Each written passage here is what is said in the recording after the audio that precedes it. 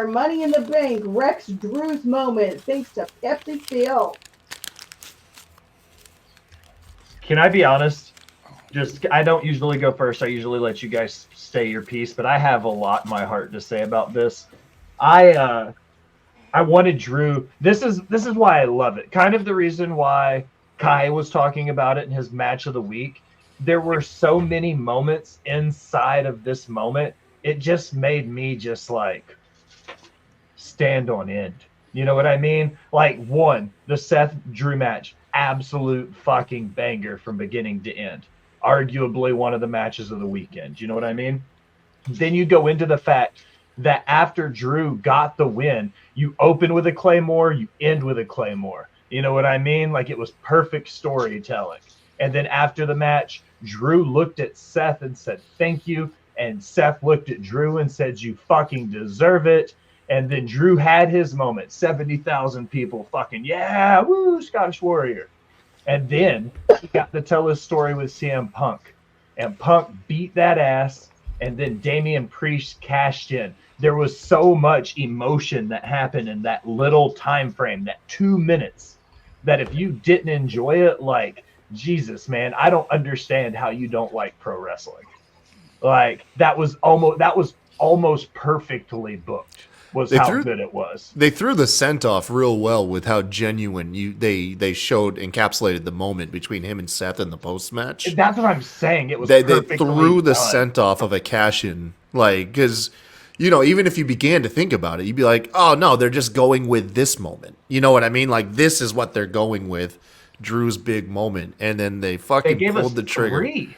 They pulled Seth the trigger Drew moment, the Drew CM Punk moment, and then the Drew cash in. Like, they gave us 3 WrestleMania moments in one 5-minute segment, and it was perfectly done. It was so great.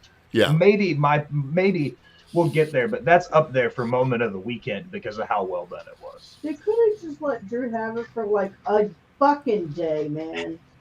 Like, let Damien cash in tonight on Raw, like. I like the full circle that Will said, because of full circle. He took the ultimate opportunity. He learned it from Edge. Yeah, it's up there with Seth's heist of the century. Like, that's how big this moment was. And people right now aren't saying that, but they will be. They'll be talking about how big that cash-in was because of the implications it has on other stories. Because now Drew's going to want to rematch against Damien, but Drew also has his shit, knee-deep with CM Punk. Like, this right here gave us the seeds and the plants of so many stories moving forward that, like... Yes, dude. Yesterday, on the way to and back home from Philly, me and John were having a discussion about this the whole time. And my defense of it was, okay, Drew's going to win. He's going to have his moment at Mania. He's going to be world champion moving into even Clash at the Castle. And he was very hard up at telling me, no, Damien's going to cash in, and that's going to put Drew in the position of turning baby and being the chaser. And I just couldn't see it being at Mania, but it took me from after it happened, going through the world of social media and this right here, you will explaining it and making it all make sense. The fact of, okay, I agree with this. Thanks. Everything.